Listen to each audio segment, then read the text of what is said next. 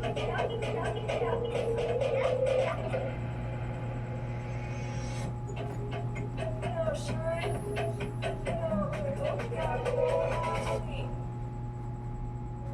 si Serving Mariento.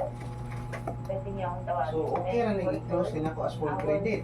When it's diagnosed with milestone, hindi ko in-expect na sobrang suporta ng kumpanya ko sa akin ngayon.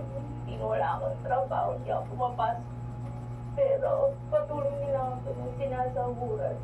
They do all the ways para makatulong. Because of that, naging mabilis yung paggaling ko.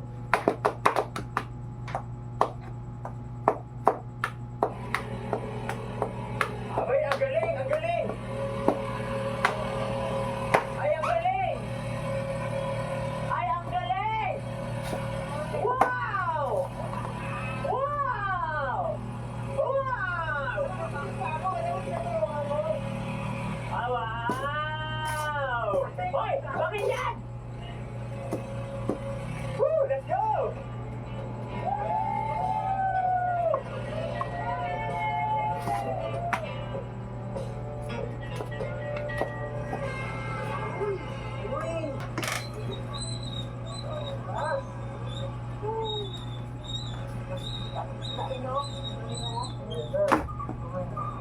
We are here.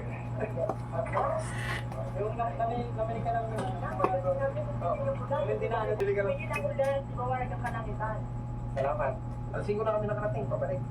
Mas kami alas cheese. Pero katindig. Ganon katindig.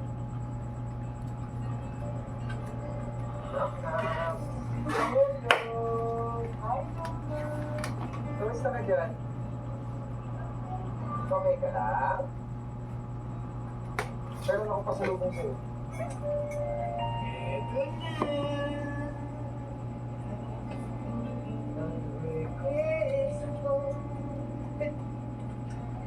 Yun. Uy. Ang request mo na. Ayan. Sana na. Meron na. Meron pa. Uy. Madalas mo doon, ha? Ito, matagal na. Yes. Kain na tayo. Kain na tayo nung nauna ka na kumain. Mas parang. Kainin natin yung pagkain. Ang aga kasi namin nakaalis. Yan o. Buto! Buto! Buto!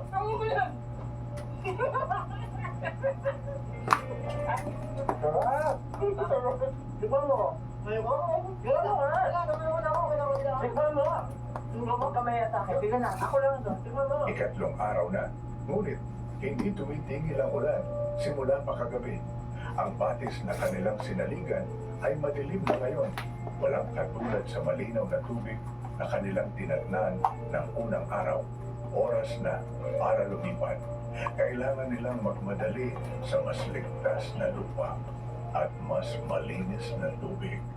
Ngunit, habang pinapagtas nila ang kalsada, bigla na lamang nagka-problema ang sasakyan ni Roman na si Terry. Sa madaling salita, kami ay nasiraan. Si Terry, pumitaw yung caliper, natanggal yung isang bolt. Dahil nakaraan, nire-face namin yung discon sa disc pad niya nagka-problema. Ito po yung isang bolt mo. So, nire-face yung disc and siguro binalik or ano kung sila Rod o Roman din yung gumawa nun. So, nakiusap kami dito sa isang lugar na kinaroroonan namin kasi hindi namin pwedeng lumayo para patungo sa ibang spot. Risky na, biyahe pa yung sasakyan namin, problema yung brake.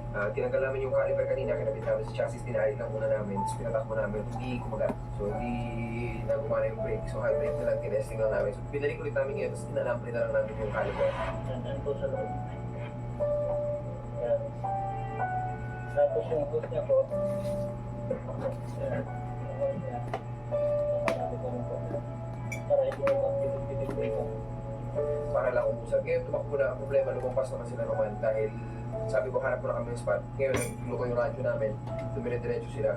At ang oras namin ngayon ay 11:17. Nakiusap kami sa isang lugar dito, nakita ko sa mapa na may kakaibang design yung bubong nila. At nakita ko na mukhang okay yung lugar. Kaya pinasok ko. Ayun. At dito kami ngayon. Ito yung lugar.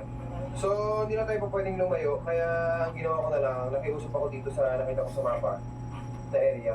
Gusto ko lang muna. Ano nangyari na? Ayos hindi? Okay na ba? Pansamantala. Pwede na mag-120 yun. Pwede pa rin nagtitigil. So, kinausap ko tong area. Sabi ko, pwede tayo dyan na lang makisuyo. Makilipas ng gabi. So, pasok natin. Makakatuloy na sana sila. Subalit hindi nagkasiya ang kanilang mga sasakyan sa makipot na espasyong inaasahan. Sana nilang maging pansamantalang tinglayan sa gabi. Buti na lang, Yung wave spot natin. Dagat? Pwede ka eh. Ako, pumunta natin. Hindi lang naman natin. Ano ba?